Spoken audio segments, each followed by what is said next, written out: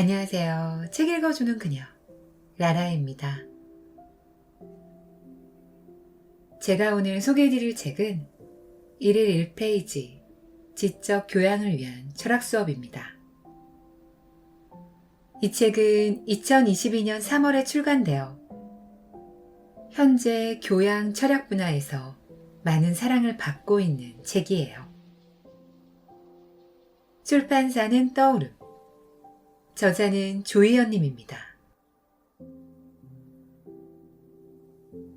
이 책은 오늘을 살아가는 우리에게 철학이 던지는 질문, 우리는 어떻게 이 삶을 살아내야 할 것인가에 대한 해답을 전해줍니다. 인생이 말하는 100가지 키워드에 100가지 지혜를 담은 삶에 대한 통찰력을 얻을 수 있는 책이에요. 불투명한 미래, 보이지 않는 희망으로 암울한 삶의 길 위에서 우리 삶에 힘이 되어주는 인문학의 지혜가 담겨 있습니다. 저자는 20년간 꾸준히 시한 문장을 수집해 좋은 글귀를 만드는 글장인으로서 인간의 본성과 인생의 본질에 대해 끊임없이 탐구해 왔습니다. 이 책에는 인생을 살아가면서 시행착오는 줄이고 방황의 길에서 긍정의 삶으로 향할 수 있도록 이끌어주는 현명함을 깨우쳐줍니다. 저는 이 책을 보면서 어렵다고만 알려진 철학을 보다 쉽고 재미있게 접할 수 있었어요. 일상에서 접할 수 있는 다양한 철학적 사고를 통해 삶에 대한 시야가 더 넓어지는 느낌이 들었습니다. 삶을 보다 풍요롭고 지혜롭게 살아가고 싶은 분들이라면 꼭 읽어보셨으면 하는 현명한 책이에요. 그럼 저와 함께 고전 속에 숨겨진 인문학을 만나시러 책 속으로 들어가 보실게요. 작가의 말. 깨달음이 많아도 돌이킴이 없으면 가치 없는 존재가 되고, 고귀한 생각을 품고도 행하지 않으면 저속한 삶을 산다. 잘못 살아왔다고 후회하면서 여전히 잘못 살아가고 있는 모습을 보는 것처럼 절망적인 것은 없다. 그럴 때 인간은 사는 것이 두렵고 죽는 것은 무서운 암담한 처지에 놓인다. 그러한 측면에서 삶에 대한 절박함과 변화에 대한 갈급함을 가지고 이 책을 접한다면 단점을 보강함으로 장점이 부각되는 유익이 있을 것이다. 이 책은 인간의 본성과 인생의 본질에 관한 이야기다. 인간의 모습은 객관적인 시각에서, 인생은 영혼의 관점에서 해석하였다. 각 편의 주제는 인간에게 부여된 보편적인 것으로 삶과 직접적으로 연관된 것들이다. 다만 현실적으로 서술하다 보니 인간은 위대함이 아닌 연약함이, 인생은 찬란함이 아닌 허무함이 강조되었다. 이러한 귀결은 약점 많은 우리네 인생이 실제로 그러하기 때문이다. 그럼에도 희망이 있는 것은 인생의 파란만장함 속에서 실천의 꽃을 피우며 살고자 할 때 그 삶이 들꽃처럼 지지 않고 불꽃처럼 피어난다는 것이다. 나아가 선망의 대상이 되어 모두가 우러러보는 고귀한 별이 된다. 이런 찬란한 영광이 당신의 삶에 서광처럼 비춰오길 소망한다. 저자 조희연.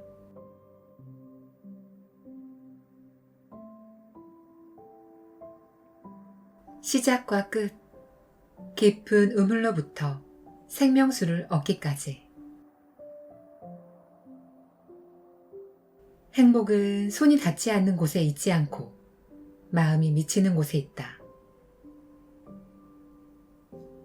행복과 불행은 극단적인 것이어서 행복은 빨리 찾아와도 늦은 것이고 불행은 늦게 찾아와도 이른 것이다.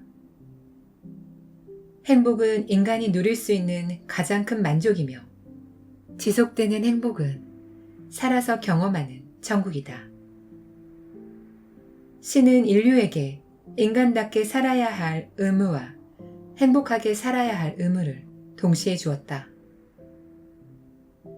행복은 가까운 거리에서 찾으면 흔한 것이고 시선 너머에서 찾으면 드문 것이다. 행복은 손이 닿는 곳에 있지 않고 마음이 미치는 곳에 있으며 손으로 붙들어 맬 수는 없어도 가슴에 머무르게 할 수는 있다. 행복은 뉘우침에서 얻는 것이 아닌 깨달음에서 오는 것이고 붙잡고자 다가서는 것이 아닌 떠나지 않도록 마음에 품는 것이다. 행복을 누리는 데는 돈이 들지 않는데 사람들은 행복에 너무 많은 돈을 쓰고 있다. 그들은 무익한 것을 손에 쥐고 허탄한 것을 가까이 하며 행복한 표정을 짓는다. 행복이 소유와 쾌락에 있다고 믿기에 하찮고 사소한 것에 둘러싸여 남모른 기쁨을 만끽하는 세상 밖의 사람들을 비웃는다. 하지만 이들은 행복이 절정에 이룰 수 없어 행복하다는 말은 할 수 있어도 참된 행복은 누릴 수 없다. 행복을 집에서 찾지 못하는 사람은 5대양 6대주를 누벼도 찾을 수 없다. 말콤 포브스의 말처럼 돈으로 행복을 살 수 있다고 생각하는 사람은 쇼핑 장소를 잘못 택한 것이다. 차라리 불행 속에서 행복의 의미를 깨닫는다면 다시 찾아오는 행복을 쉽게 떠나보내진 않을 것이다.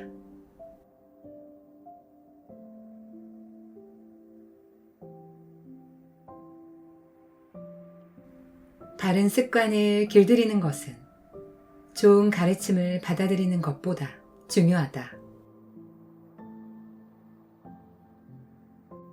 습관은 행동의 겉옷이고 또 다른 천성이다.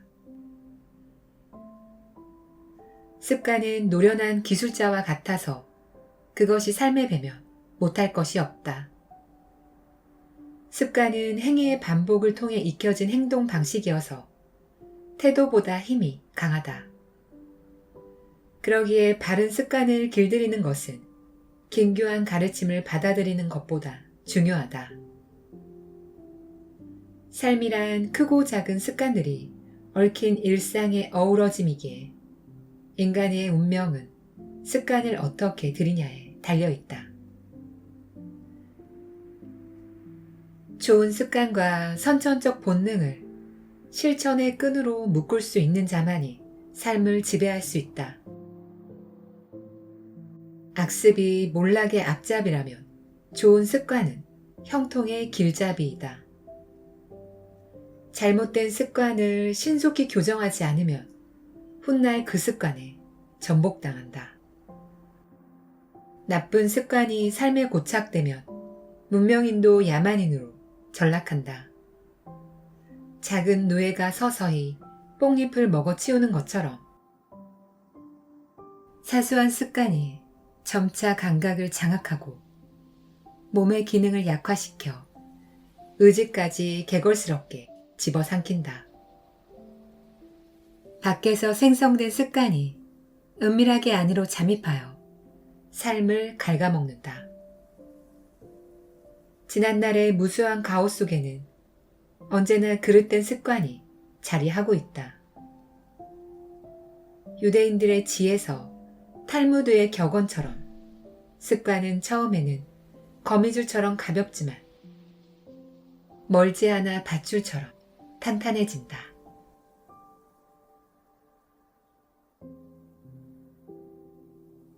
나란 존재는 홀로가 아닌 내 안의 자아와 더불어 살아가는 운명 공동체이다.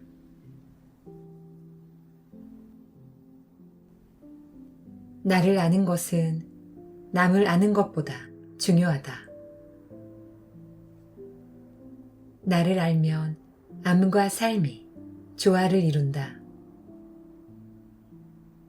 이것은 지식의 축적보다 우선되어야 한다. 나를 알므로 남과 구분해야 주어진 삶의 몫을 분별하고 합리적인 태도를 견지할 수 있다. 이것이 명확치 않으면 종종 남이 주체가 되는 모순된 삶과 정체성에 의한 혼란을 야기한다. 현명함은 나를 아는 것에서부터 시작된다. 나를 의식하는 것도 남을 의식하는 것보다 우선되어야 한다. 나를 사랑할 만한 가치 있는 존재로 생각하면 그 소중함을 남에게도 나타낸다. 나를 사랑하는 사람이 남을 미워할 수 없고, 나를 미워하는 사람이 남을 사랑할 수 없다. 나에 대한 의식이 희석되면 나 또한 자신으로부터 멀어진다. 나를 자각하는 여부에 따라 나를 잊히게 할 수도 있고 나를 불러들일 수도 있다. 어리석음은 나를 잊을 때 비롯된다. 나란 존재는 홀로가 아닌 내 안의 자아와 더불어 살아가는 운명 공동체이다. 육체만이 내가 아닌 그 속에 깃든 자아도 나인 것이다. 내 안의 자아도 시간과 공간 속에서 나처럼 동일하게 살아간다.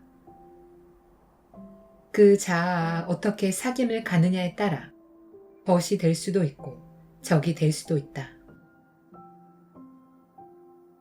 나 하기에 따라 내 안의 내가 좋을 수도 있고 내 안의 내가 싫을 수도 있다. 그러기에 슬픔 가운데 나를 위로하고 기쁨 가운데 나를 축하해 주어야 한다. 무엇이든 선한 동기를 가지고 나에게 가장 좋은 것을 주어야 한다. 이는 내 안의 세계가 보이는 세계보다 신비롭고 강대하기에 마땅히 갖추어야 할 예우이다.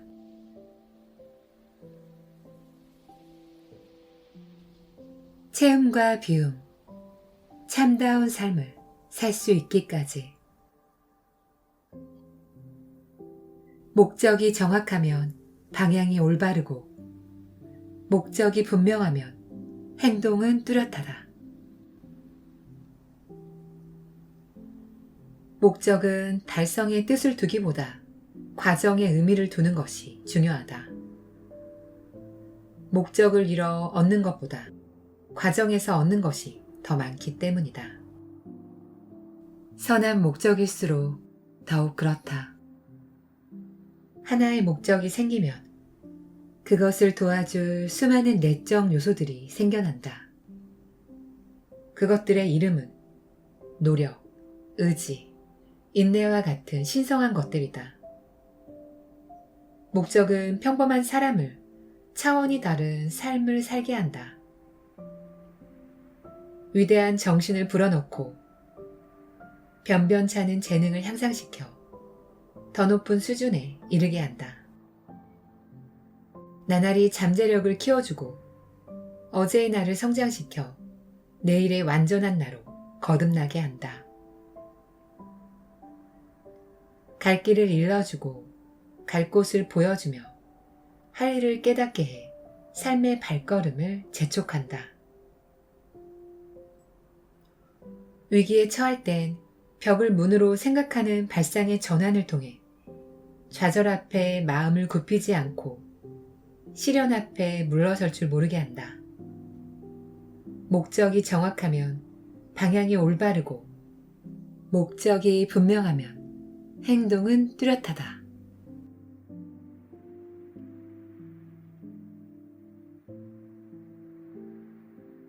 고난은 험악해 보여도 풍성함이 감춰져 있어 많은 열매를 맺게 한다.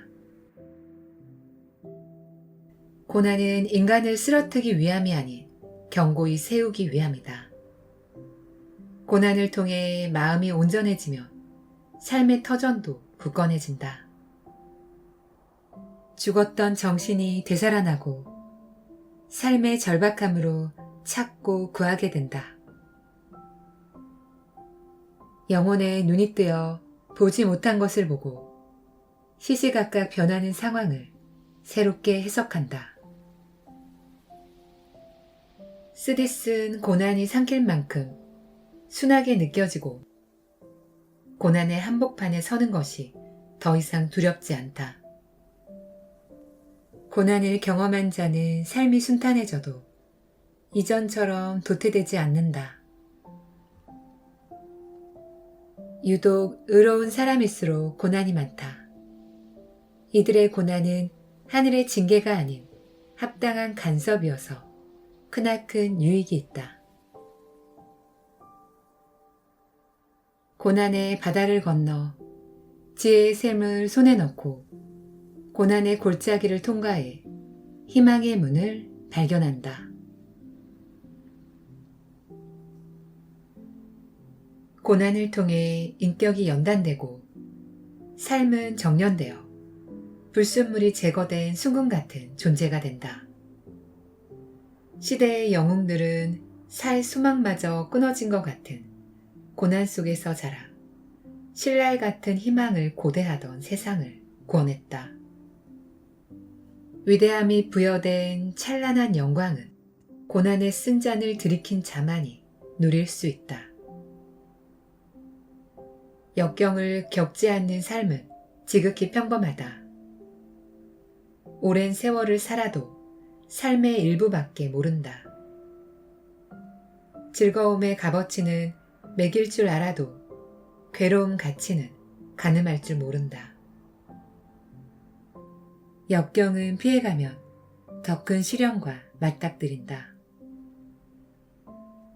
심지어 역경이 없으면 나태를 넘어 타락의 길로 들어선다. 역경 없이 찾아온 성취의 기쁨은 그 농도가 턱없이 낮아 검어진 성취는 행운에 불과하다. 프랑스 속담처럼 역경은 인간을 낳고 행운은 괴물을 낳는다. 역경은 불평으로 물리치거나 불만으로 걷어낼 수 없다. 오직 의연함으로 역경의 한복판에 서고자 할 때 이겨낼 수 있다. 그러기에 역경에 처했을 때 가장 위험한 태도는 낙심이다. 낙심은 넘어진 자를 아주 엎드려지게 한다. 현명한 눈으로 상황을 직시할 때만이 역경은 창조적 도구가 되어 뜻밖의 현상을 창출한다. 절망 가운데 소망을 발견하게 하고 어둠 가운데 빛을 경험하게 한다. 그럴 때 역경은 더 이상 머물지 않고 서둘러 인간의 곁을 떠난다.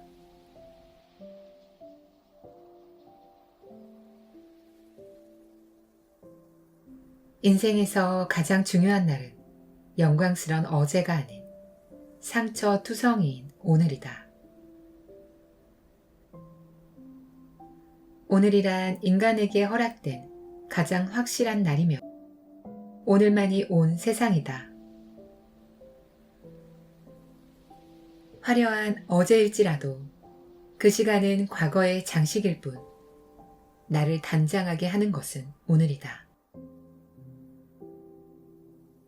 아픔을 주지 못하는 내일보다 상처를 입히는 오늘이 소중하기에 인생에서 가장 중요한 날은 영광스러운 어제가 아닌 상처투성이인 오늘인 것이다.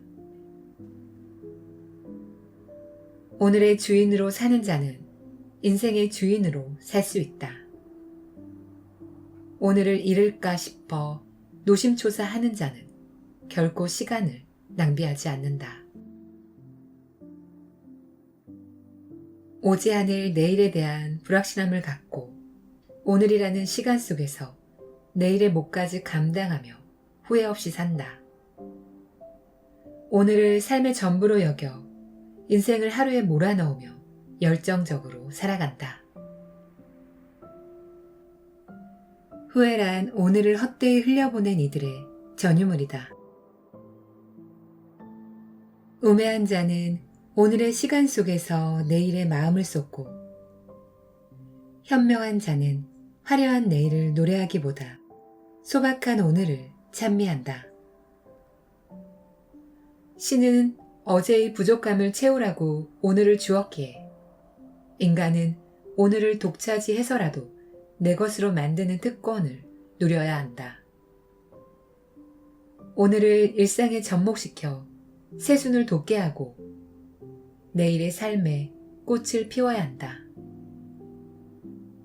주어진 오늘을 보석처럼 값지게 여기면 도둑도 훔칠 마음이 생긴다.